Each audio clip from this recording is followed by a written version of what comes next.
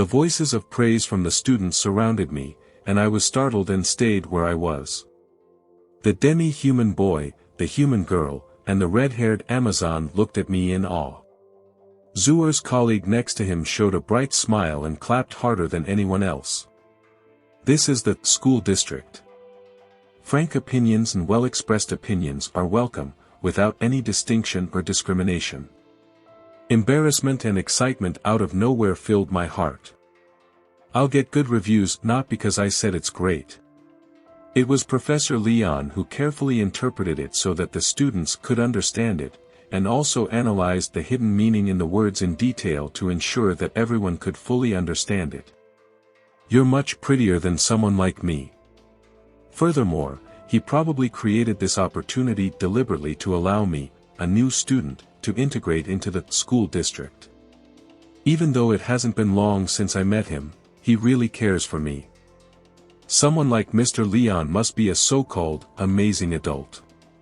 It seems that almost no one around me is such a character. Frankly, I felt a surge of respect.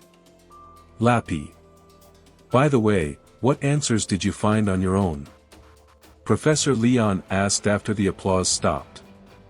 I told the truth frankly and proudly at this moment. No. This was taught to me by a person I value very much. He who takes risks should not take risks. These are Miss Ina's words. It was also a lesson that saved me from getting carried away easily when I became an adventurer. Really? I understand. Miss Ina appears to have been a student here.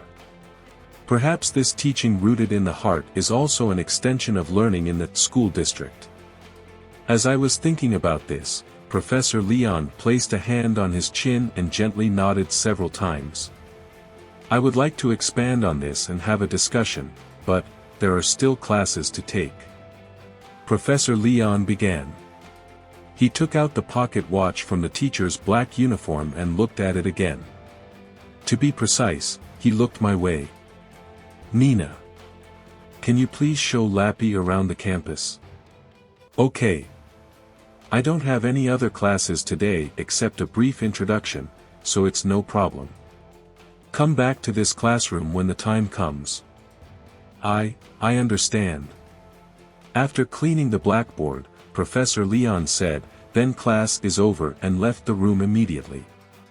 He's gone, I thought a little uncomfortably, but he must have classes to attend later.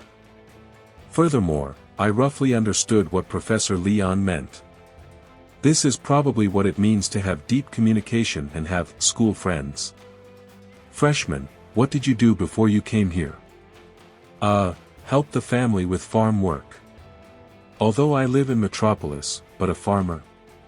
You said you want to be an adventurer, do you have combat experience? More or less. What is your current level? LV1. Why is it a question? Didn't you get it from Lord Balder? A favor? I answered the countless questions that overwhelmed me, one by one, in a superficial way. After Professor Leon left, 5 or 6 students immediately surrounded me.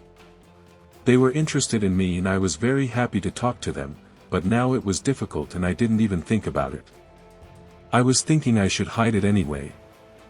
First level adventurer, identity, so hurriedly, he said the completely opposite number to level 5. He responded incoherently, mixing lies and truth like that. At this point, whether it was true or not, all the students laughed and said, "What a strange guy." Well, that's what I thought too. But, Rapi-kun is so amazing. Teacher Leon praised you so much just now. Nina, who was still sitting next to me, praised me happily. The sense of propriety to not take risks, and the restraint to control desires, right? It was only after hearing this that I suddenly realized. I accepted what others said. Teaching. I waved my hands in panic, and the students who were laughing around me nodded in agreement. She probably changed the subject because she thought I was in trouble. Although it's not polite to lump everything together, but, she's also very kind, just like Miss Ina. I'm still not sure, after all she's not an adventurer. If you ask her, do you have any family members working at the guild? It seems strange. But through Nina, I remembered the memory of when I first arrived in Orario. Recalling Miss Ina's kindness, she helped me countless times when I didn't know anything about being an adventurer. What's so good? As long as Professor Leon takes action, no matter how stupid the opinion is, it can be turned into the best teaching material. A smiling voice came from behind. I turned around and was shocked. A few rows away from us, there was a dwarf who raised his bangs with a whistle. This is a boy in a well-dressed uniform. After all, he's a dwarf, so he's naturally shorter vertically and longer horizontally. There's even a beard on his chin. However, there is a rose on his chest. What the hell is this? The man who was called Eglin by his colleagues, he gave me a contemptuous smile. Not only is it inappropriate, but the result is level 1. I really doubt why you came to the combat skills department. Aren't all the freshmen in the school district like that? After all, he seems very weak. Since this is a special stage, a complete amateur coming here at this time could really cause problems. The other party was still smiling. Nina raised her eyebrows and responded angrily, but I could only open my mouth wide. Under the appearance of an irritating pretty boy, his true face is that of a bearded dwarf. Although it is also rude to say this, his words and actions are truly inconsistent with his race. The team he wants to join is truly worthy of sympathy. Don't hold us back too much, Bunny Man. Yes, I'll pay attention. Eglin left his seat gracefully and I naturally lowered my head before I could recover from the shock.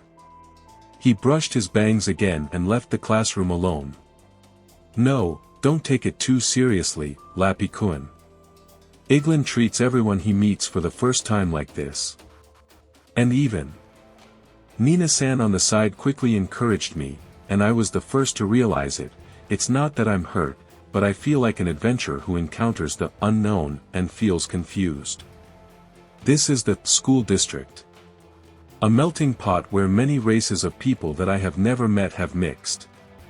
As I was thinking about this random nonsense, the ready bell rang. The other students also got up, leaving just Nina and me. So let's go too. As if wanting to change her mood, Nina-san gave me a wry smile. I finally calmed down and shook my head with the same ironic smile. We left the teaching building where we were before and went out into the sun. What was before our eyes was a collection of educational buildings with blue roofs and white walls, and a wide avenue that certainly didn't look like the scene from a ship. Combined with the faint smell of the sea tide, the scenery of the school district, surrounded by the sky and the soda lake, gives people a resort feeling. If you want to visit the entire school district, even one day is not enough, so today I will show you the college floor. Being attracted again by the beautiful blue and white landscape, I couldn't help but repeat the words. Nina said yes and nodded with a smile. The school district is divided into 3 major areas: the control floor, the residential floor, and the college floor. Floor, right? In other words, like a dungeon floor. Although it's not quite like that. It's the same thing, but you can think of it like that. Nina-san smiled like a firm older sister and then explained in an easy-to-understand manner. According to her, the school district has a structure in which 3 huge discs called layers overlap. The control floor at the bottom has a large number of large magic stone devices, buoyancy-generating devices also used in the Tower of Babel lifting facilities. The engine room department and the research laboratory, which can be called the heart of the ship, are concentrated here. The middle residential level houses student and faculty housing. And finally, the top floor of the 3-story structure is the college floor. That's where we are now. As you can see, many teaching buildings, training fields and other facilities used in classes are concentrated here, in different responsibilities, which seems to be the characteristic of the school district. In other words, this super ship must adopt such a structure if you want to continue traveling the world. There appeared to be over 10,000 crew, including operational crew, so I can understand why the ship was so clearly organized.